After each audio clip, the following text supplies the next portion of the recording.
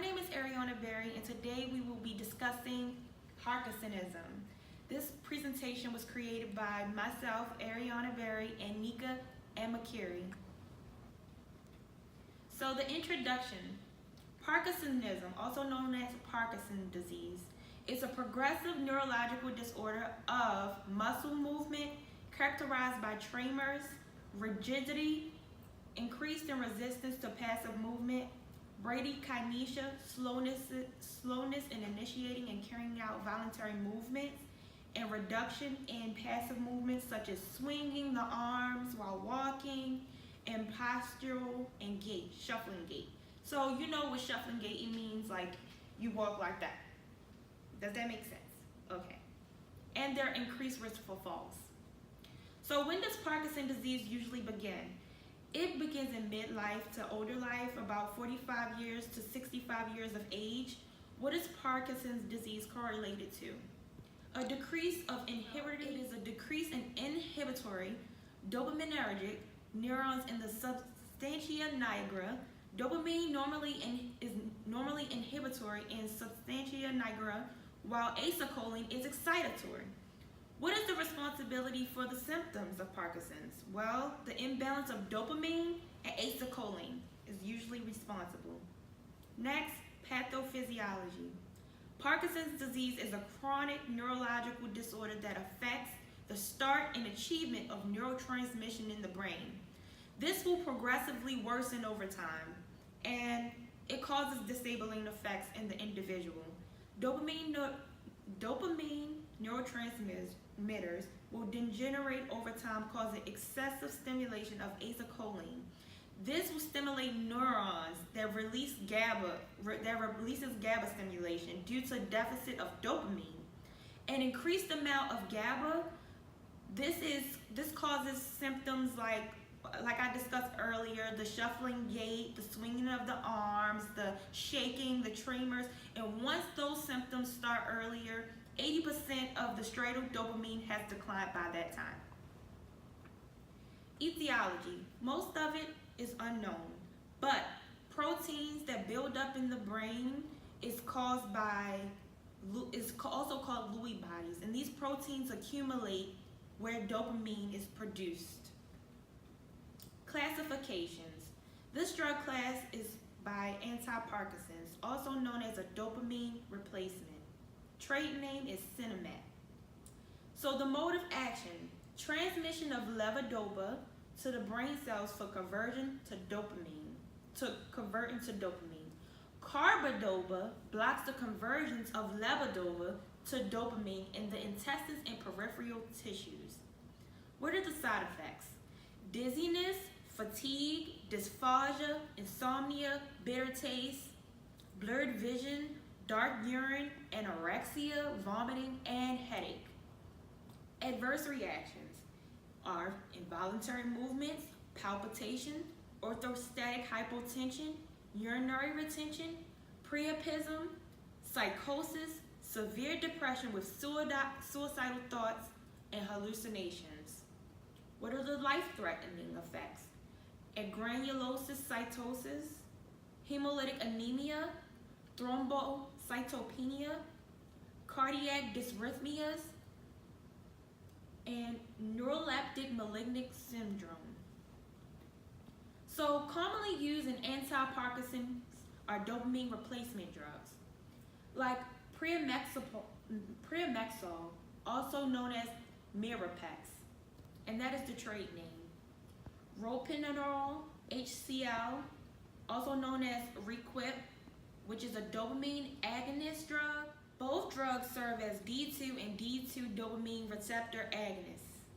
These drugs present fewer side effects than traditional dopamine agonists and can be used in combination with commonly used anti-Parkinson's dopamine replacement drugs.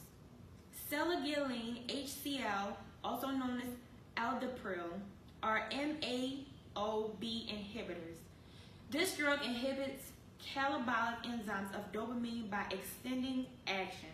This drug can be used for early treatment of Parkinson's disease. In correlation to combination use, dosage of drugs such as levodopa and use usually decreased.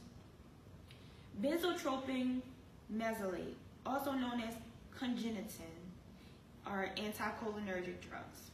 First commonly used group of drugs to treat Parkinson's disease before levodopa and dopamine agonists were utilized. Useful in decreasing tremors related to Parkinson's disease, patients with memory loss or dementia should not be on anticholinergic therapy. So the nursing process, which is very important. Nurses is to adhere to ADPIE nursing process. The assessment consists of obtaining patient health history. Nurses is to report if patients have history of glaucoma, gastrointestinal dysfunction, urinary retention, angina pectoris, or myasthenia gravis. Also, anticholinergics are contraindicated if patient suffers from glaucoma. Obtain a drug history, probably drug interactions such as phenothiazines, tricycline antidepressants, and antihistamines, which increase the effects of trihexyphenidyl. Assess vitals, patient knowledge regarding medication regimen. Determine unusual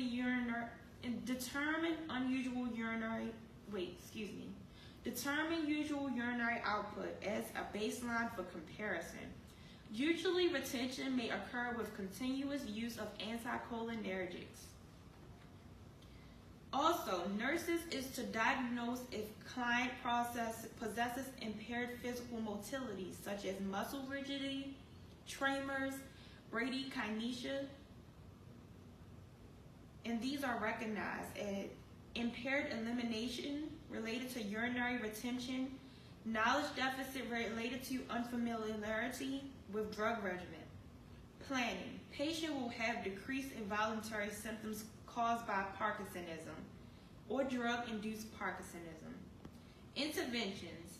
Monitor vital signs, urine output, and bowel signs. Increase pulse rate, urinary retention, and constipation are side effects of anticholinergics. Also, observe for any involuntary movements. So, what will you evaluate and what will you teach? Evaluate patients' response to trihexyphenidyl or benzotropin mesylate to determine whether Parkinson's symptoms are controlled. Advise patients to avoid alcohol, cigarettes, caffeine, and aspirin to decrease gastric acidity. Side effects related to anti-Parkinson's drugs are first you want to encourage the patient to relieve dry mouth with hard candy, ice chips, or sugarless gum. Anticholinergics decrease saliva in your mouth. Suggest that patients use sunglasses to direct sunlight because of possible photophobia. Advise patients to void before taking the drug to minimize urinary retention. Counsel patients who takes an anticholinergic for control of symptoms of Parkinsonism to have routine eye examinations because patients who have glaucoma should not take anticholinergic drugs. So these are our references, and again, my name is Ariana Berry, and thank you for listening.